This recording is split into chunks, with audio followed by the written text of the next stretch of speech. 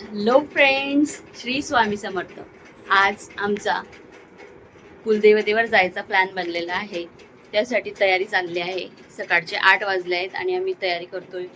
तर माझा विचार चालला आहे की इतक्या साड्या मी काढून ठेवलेल्या आहे, त्याच्यातून कुठली साडी घालायची हाच डिसिजन होत नाहीये. ठरवते की कुठली साडी घालायची आणि मग तयारी करून परत भेटते.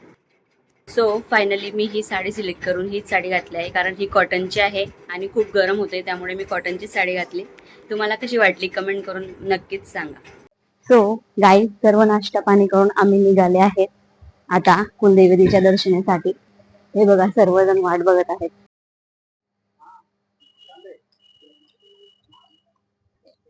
चला हाय बोला दोघं, हाय बोला. चला तुम्ही हाय करा. दीदा हाय हाय. नंतर आम्ही गाडीत बसले आणि माझ्या मोबाईलचा स्पीकर माझ्या हातून म्यूट राहिलेला होता, त्यामुळे बाकीच्या व्हिडिओजला ऑडिओच नसल्यामुळे मी त्यात काही ॲड केलेले नाही. याच्यामध्ये खूप मजा मस्ती आम्ही केलेली आहे. पूर्ण प्रवासामध्ये आम्ही खूप डान्स केले आहे. ही बघा दीदा आमची किती नाटके करते. तिला खूप छान डान्स करता येतो, त्यामुळे मी तिचे व्हिडिओ रेकॉर्ड करत होती, पण चुकून माझ्याकडनं म्यूट राहिला, त्यामुळे मी बाकीचे व्हिडिओ काही ॲड करत नाही आहे. आणि या ज्या व्हिडिओत दिसत आहेत त्या माझ्या मोठ्या जाऊबाई आहेत. या पुण्याला असतात. हे इकडे आलेले होते सुट्टीच्या हिशोबाने, त्यामुळे आम्ही ठरवलं आणि अधिक महिनासुद्धा होता, त्यामुळे आमचं अचानक ठरलं की आम्हाला कुलदेवतेच्या दर्शनाला जायचं आहे. तर तुम्ही हा ट्रॅव्हल व्लॉग नक्की पूर्ण बघा आणि व्हिडिओला लाईक कमेंट नक्की करा.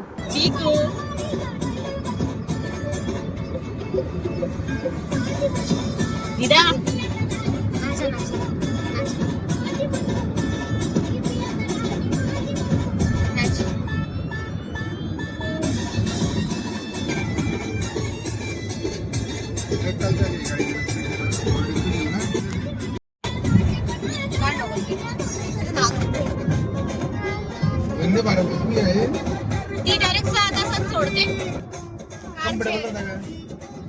अरे 5-6 आले की ना मी आला हा का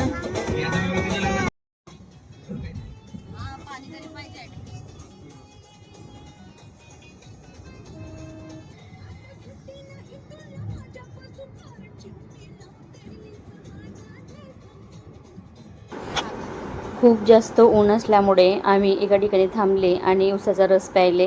त्याच्यानंतर आम्ही थेट कुलदेवतेच्या मंदिरात पोहोचले. इथे पूजेसाठी खूप सारी दुकानं आहेत, पण साडी मी देवीची ही घरूनच आणलेली होती. म्हणजे मी आधी घेऊन ठेवलेल्या होत्या आमच्या दोघांच्याही साड्या. फक्त ज्या ओटीचं सामान असतो तो इथून घेतलेला आहे मी, कारण बऱ्याच ठिकाणी असं होऊन जातं की आपण ओटी देतो आणि ती तशी तशी बाहेर परत जाते. असं भरपूर टेम्पलमध्ये झालेलं आहे, त्यामुळे आम्ही ठरवलं होतं की यावेळेस घरची आपली साडी न्यायची आणि ती देवीला अर्पण करायची.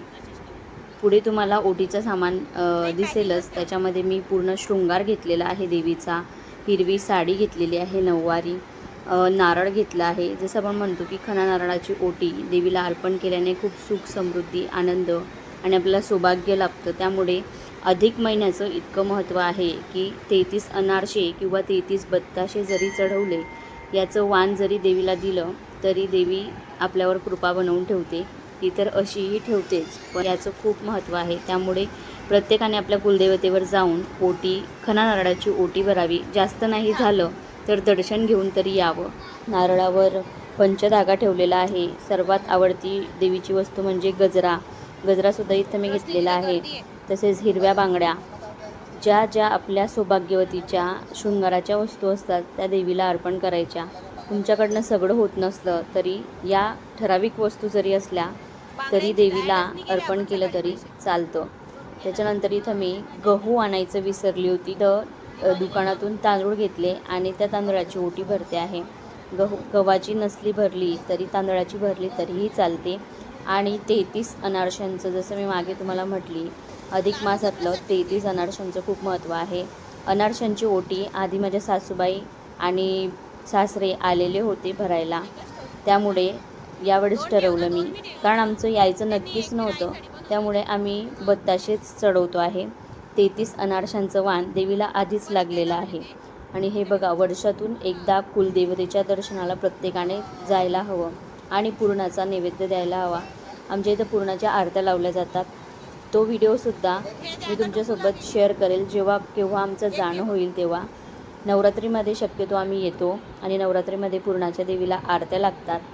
त्याच्यानंतर आज अधिक महिन्याच्या निमित्ताने आम्ही इथं आलेलो आहोत आणि इथं मी बत्ताशांचा वाण लावते आहे. त्याच्यावर एक दिवा ठेवलेला आहे कोरा तांब्याचा आणि त्याच्यात 33 वाती ठेवलेल्या आहेत. 33 वातींचं खूप महत्त्व आहे आणि तो तुपाचा दिवा आहे. तो दिवा लावून देवीला आपल्याला ताट ओवाळायचे आहे. आणि इथं तुम्ही बघू शकतात मंदिरात खूप जास्त गर्दी आहे, कारण अधिक मासाचे 2 ते 3 दिवस शिल्लकच राहिलेले होते. त्यामुळे आम्ही शेवटी आले आणि हा व्हिडिओ मी 2 ते 3 दिवसानंतर पोस्ट करते आहे. त्यामुळे अशा कमेंट यायला नको की अधिक मास तर संपला आणि तू काय आज व्हिडिओ टाकायला लागली. तिथं मूर्तीजवळ खूप गर्दी असल्यामुळे मी इथंच ओटी भरून घेतली देवी आईची आणि खूप श्रद्धेने आपल्याला तांदूळ आणि हळदी कुंकू अर्पण करायचं आहे आणि देवीला प्रार्थना करायची आहे की आम्हाला सुखात ठेव असं. बाकीचा व्हिडिओ करताना खूप कॅमेरा हललेला आहे, कारण आमच्यासोबत लहान मुलंही होती आणि त्यांच्यावर लक्ष ठेवून माझ्या जाऊबाई व्हिडिओ काढत होत्या. त्यामुळे तुमच्या घरात जर लहान मुलं असतील तर तुम्हाला माहीतच असेल त्यांच्यावर किती लक्ष ठेवावं लागतं. त्यामुळे थोडं लक्ष इकडे तिकडे दोघंकडे लक्ष देत होत्या त्या, पण त्यांनी व्हिडिओ केला त्यासाठी त्यांचे खूप खूप आभार. मूर्तीजवळ दिव्यांची आरती लावली. मी इथं एक फुलवात घेतलेली होती, तीसुद्धा लावायची आहे मातीच्या कोऱ्या दिव्यामध्ये आणि एक तांब्याच्या दिव्यात 33 वातींचं बंडल लावलेलं आहे. आणि तुम्ही जर आधी लावलेलं नसणार तर नेक्स्ट टाईम जेव्हाही तुम्ही कुलदेवतेच्या दर्शनाला जाल तेव्हा एक कोरा मातीचा दिवा घेऊन जायचा आणि त्याच्यात फुलवात लावायची तुपाची, कारण मातीच्या दिव्याचं सुद्धा खूप महत्त्व आहे. आता अधिक मासानिमित्त तांब्याच्या दिव्यात लावलं जातं, पण जेव्हाही तुम्ही कुलदेवतेच्या दर्शनाला जातात तेव्हा मातीचा दिवा लावला तरीही चालतो, फक्त तो कोरा असला पाहिजे, नवीन असला पाहिजे. त्याच्यानंतर आम्ही देवी आईचं ओटी भरली आणि दिवा वगैरे लावून तिथं ओवाळून घेतलं आणि देवी आईला प्रार्थना केली. आणि बाकीच्या पुढच्या व्हिडिओमध्ये आरतीसुद्धा आम्हाला भेटलेली आहे. लगेच आम्ही खणानारळाची ओटी भरली आणि त्याच्यानंतर देवीची आरती सुरू झाली. तो आरतीचा व्हिडिओसुद्धा मी पुढे टाकलेला आहे, त्यामुळे तुम्ही कंटिन्यू बघा, स्किप करू नका प्लीज. तुम्हाला माहीत नसेल तर हे मंदिर धुळ्यातील एकविरा देवीचे आहे. आमची कुलदैवत धुळ्याची एकविरा आई आहे. या एकविरा आईला खानदेशची कुलस्वामिनी म्हणून ओळखतात आणि हे महाराष्ट्रातील 5वे जागृत शक्तिपीठ म्हणून ओळखले जाते. अश्विन आणि चैत्र नवरात्रीत मंदिरात मोठी गर्दी असते. या काळात लाखो भाविक देवीच्या दर्शनासाठी येतात. 250हून अधिक कुळांचे मूळ कुलदैवत असलेली ही आदिशक्ती एकविरा माता आहे आणि महाराष्ट्रासह मध्य प्रदेश आणि गुजरात राज्यातील भाविकांचे प्रमुख श्रद्धास्थान आहे. त्यामुळे भाविक खूप गर्दी करत असतात. आमची पूजा वगैरे आटोपली आणि नंतर माझ्या जाऊबाईंनी त्यांनीही पूजा वगैरे केली. त्यांनीसुद्धा ओटी वगैरे जसं मी अर्पण केलं तसं त्यांनी अर्पण केलं. त्याच्यानंतर आरती सुरू झाली.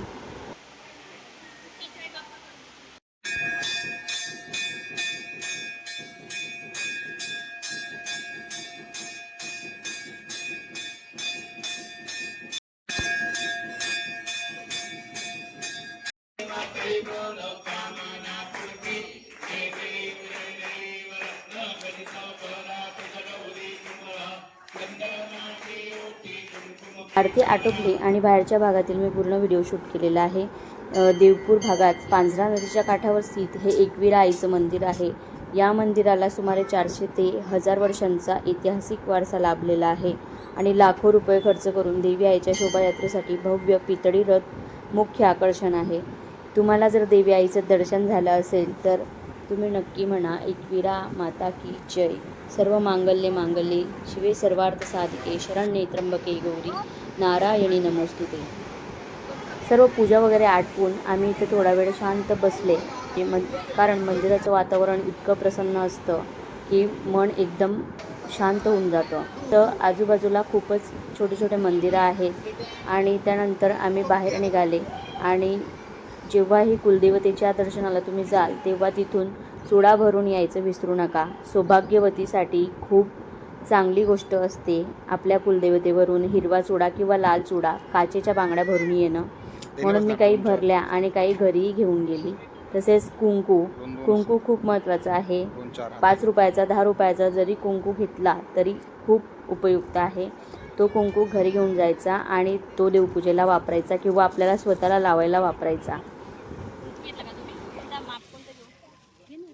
तर कुलदेवतेचं दर्शन वगैरे आटपून सगळी शॉपिंग वगैरे आटपून आम्ही तिथून निघाले आणि सरळ अंमळनेरला पोहोचले. इथं आलेच होतो तर धुळ्यापासून काही जास्त लांब नाही, त्यामुळे आम्ही ठरवलं की आपण मंगळ ग्रहाचं सुद्धा दर्शन घेऊया. या ठिकाणी तुम्ही बघू शकता आजूबाजूचा परिसर खूप छान वाटतं आहे, खूप फ्रेश आहे. आम्ही आधी पण येऊन गेलेलो आहोत, पण मी पहिल्यांदा शूट करते आहे इथं, त्यामुळे थोडं होईल तेवढं मी इथं शूट करणार आहे. इथं मंगळ ग्रह मंदिर आहे. दर मंगळवारी इथं भाविकांची अलोट गर्दी असते. या दिवशी विशेष मंगल पूजा केली जाते. असे म्हटले जाते की ज्या लोकांच्या कुंडलीत मांगलिक दोष असतो, विशेषतः 30 लोक या दोषाच्या शांतीसाठी मंगळ ग्रहावर पूजा करतात व त्यांचे दोषही दूर होतात, अशी भरपूर भाविकांची श्रद्धा आहे. इथं तुम्हाला व्हिडिओमध्ये जर ऐकू येत असेल तर इथं ओम अंगारकाय नमः असा बीज मंत्र सुरू आहे. मंगळ ग्रहाचा बीज मंत्र आहे. तुम्ही मंगळवारी किंवा दररोज 108 वेळासुद्धा हा मंत्र म्हणू शकतात. याच्याने खूप फ्रेश वाटतं आणि खूप ऊर्जा मिळते आपल्याला. त्यासोबतच या परिसरात श्री स्वामी समर्थांची प्रतिमासुद्धा आहे, जी आपल्याला सकारात्मक ऊर्जा देते. हे फक्त एक देवस्थान नसून पर्यटन स्थळ देखील आहे. इथं भरपूर फॅमिलीज पिकनिकसाठी सुद्धा येतात, जेणेकरून त्यांचं दर्शनही होतं आणि पिकनिकही होते. आम्हाला घरी यायला वेळ होईल म्हणून आम्ही तिथं दर्शन घेऊनच लगेच निघालो आणि ऊन तर खूपच तापत होतं. तुम्ही बघू शकतात मुलं कुल्फीचा कसा आनंद घेत आहेत, दोघं बहीण भाऊ. त्यानंतर आम्हालाही खूप भूक लागलेली होती. आम्हीही सकाळचाच नाश्ता करून निघालो होतो, मध्ये काहीच खाल्लं नव्हतं. म्हणून आम्ही एका हॉटेलमध्ये जेवणाला थांबलो, जेवण वगैरे केलं आणि नंतर इतकी दमले होते की मी व्हिडिओ शूट करायचंच विसरले. तुम्हाला जर व्हिडिओ आवडला असेल, हा व्लॉग आवडला असेल तर लाईक करायला विसरू नका आणि कमेंट नक्की करा. Thank you for watching.